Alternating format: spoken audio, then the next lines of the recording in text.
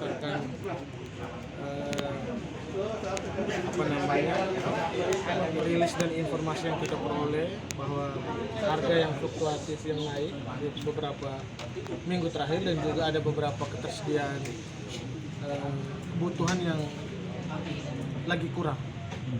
Dan itulah kenapa kami turun untuk mengecek sebenarnya stok dan juga ketersediaan dan juga soal apa namanya kestabilan harga.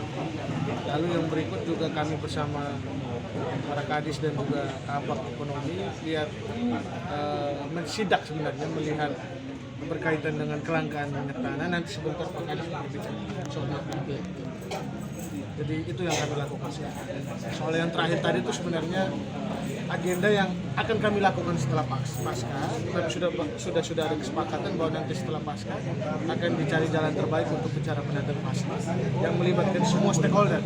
Yang paling penting itu para penjual, itu sih ya Pak. Alokasi kita dari BPH Migas ke Pertamina, lalu dari Pertamina turun ke agen, lalu dari agen turun ke pangkalan. Jadi pangkalan, posisi pangkalan itu adalah pengecer. Pangkalan adalah pengecer.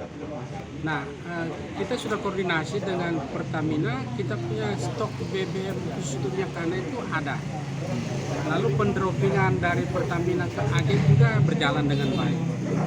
Lalu dari agen turun ke pangkalan juga berjalan dengan baik. Nah, sekarang persoalan di tingkat pangkalan ini masyarakat mencari itu di jam-jam 12 ya, karena biasanya mereka turunkan itu jam 10-11 itu mereka turunkan distribusi ke pangkalan. Lalu biasanya masyarakat sudah antri sehingga begitu turun langsung habis ya begitu.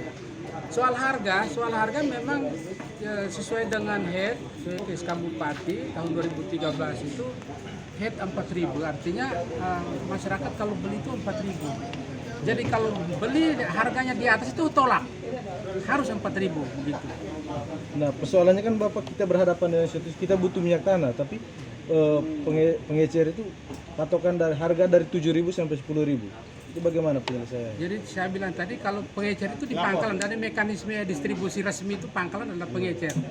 7.000 sampai dengan sekian yang kita temukan di lapangan itu ada mekanisme di luar sistem yang mereka membeli di pangkalan lalu mereka jual kembali. Ini yang sementara kami turun untuk menertibkan supaya tidak boleh penjualan dalam jumlah yang besar kepada pihak lain yang menjual kembali. Itu mekanisme itu tidak benar itu. Jadi kalau ada misalnya setelah ini kan tadi sudah disidak, sudah dilihat, sudah disampaikan oleh Pak Kabak soal mekanismenya.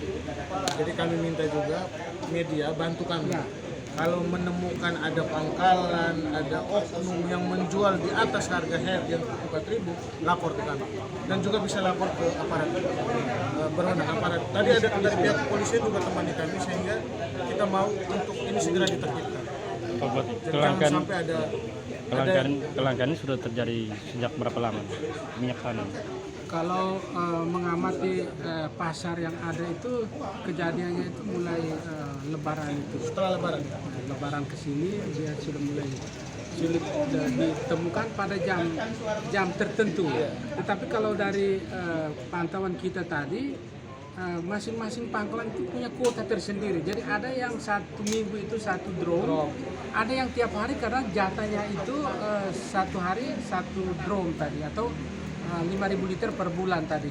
Nah sekarang kita coba awasi supaya para pangkalan itu menjual pada radius yang menjadi kewenangannya. Jadi pangkalan itu sebetulnya sudah diberikan kuota untuk melayani masyarakat di sekitar situ. Jadi pangkalan yang ada di sini tidak boleh menjual untuk masyarakat yang ada di Maki Panda. Di Maki Panda itu ada juga pangkalan. Yang kita mau menata kembali. Jadi memang yang sudah terjadi itu yang kita sementara evaluasi.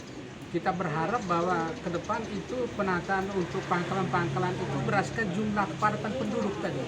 Iya. Gitu. Itu apakah ada mafia-mafia tertentu yang bermain di minyak tanah? Ini yang kita Sudah temuan Bapak? Belum bisa kita simpulkan monitor. Sedang kita sidak, sedang kita lihat, sedang kita analis secara